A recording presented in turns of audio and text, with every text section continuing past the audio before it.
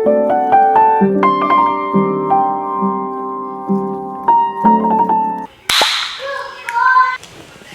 guys, it's Turn the Page of Books. I'm Paige. Here's my March wrap up with a yes, no, or maybe.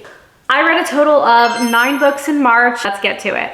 And as always, my drink for today is cherry bubbly. What if I told you one of the biggest influencers of the 2010s built her empire on a huge lie? Well, that's what happened with Belle Gibson in Australia.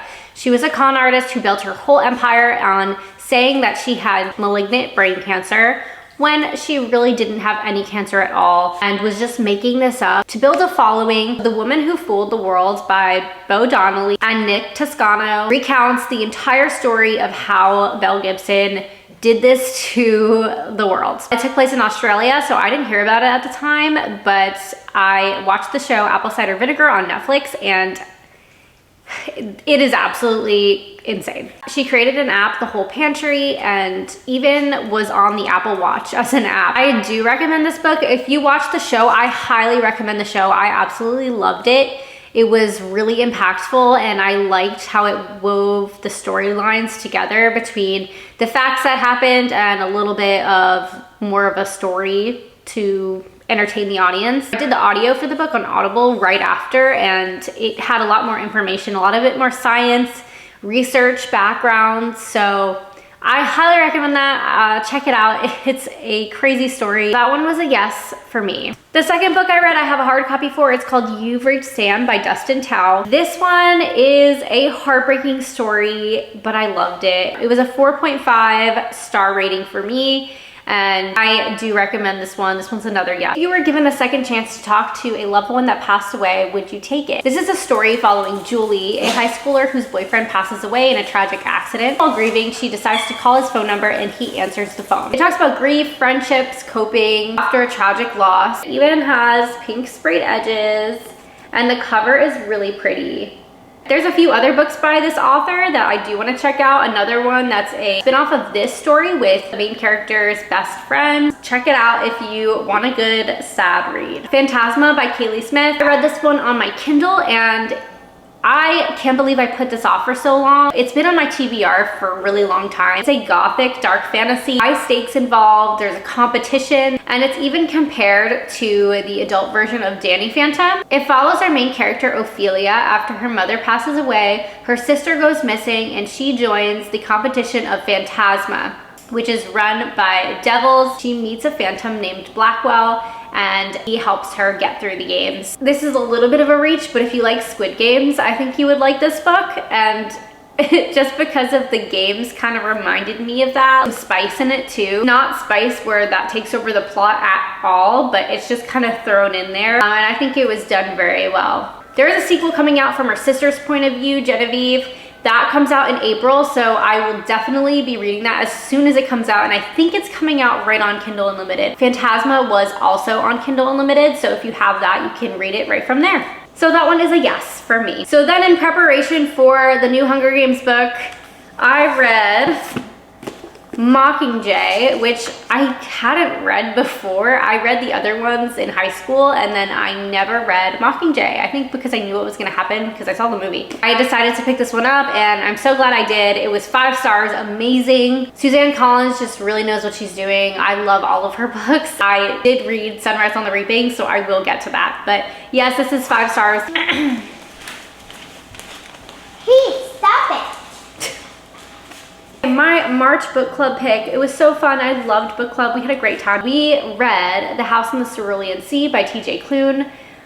I was not expecting to like this book as much as I did. This was 5 stars. Hands down, I loved it. The characters are absolutely heartwarming and adorable. I especially loved the character Chauncey.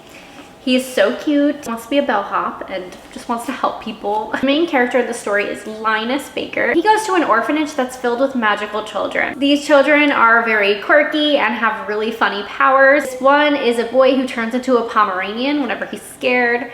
Chauncey is like this blob type of thing. There's Lucifer, who's actually so sweet and says really funny, quirky quotes throughout the whole book. It has a little bit of a love story between the main character Linus and Arthur, who runs the orphanage. It's just one of those found family trope stories that really touches your heart and makes you really happy. Like if you need something happy, read this one. But yes, I do recommend this. Next, I read a self-help book called The Let Them Theory by Mel Robbins. I haven't read any other Mel Robbins books. I know there's like the 5-second rule one. It was really interesting. I find it hard to rate these kind of books, but The Let Them Theory is about letting other people do what they want and you controlling your own feelings and like how you go about the situation. You know, not stressing about things you can't control and other people's feelings that you have no control over at all. And the parts talking about stress and how that can affect your life and how you can help yourself not be so stressed out. Very helpful because I sometimes feel like a very stressed out person. Sunrise on the Reaping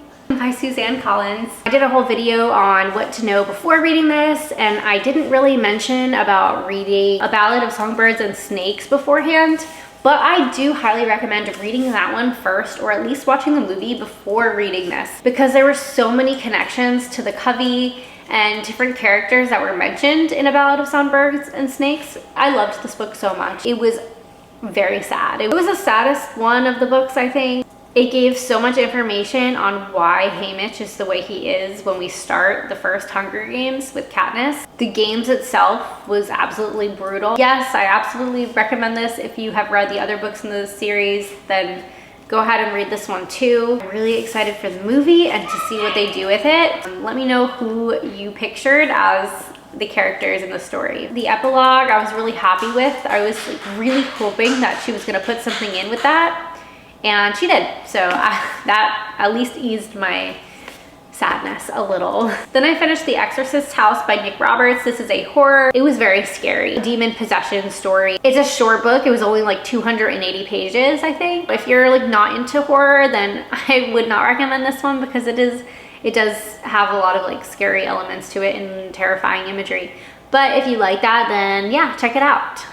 The last book I read, I actually listened to on Audible, and it was The House of My Mother by Sherry Frankie. You know about the YouTube Ruby Frankie stuff, 8 Passengers. So heartbreaking what she went through, and I can't believe that that's how she grew up. So I do recommend reading that one. I also recommend the documentary on Hulu as well. Those are all the books that I read in March. I had a really great month, to be honest. I'm currently reading and trying to finish Frankenstein by Mary Shelley. I have the book right here. And it's this really cool cover. Looks like a comic book. That is all I have for today. We'll be posting videos on Thursdays now instead of Tuesdays. It just fits with my schedule a little bit better. Stay tuned for all of my future content, and let me know if there's a specific type of video that you like or a topic you want me to cover, because I will be happy to do my research and provide that for you all. So don't forget to like and subscribe, comment if you enjoyed the video. Let me know what your favorite read of the month was, and I'm looking forward to seeing you in the next one. Bye.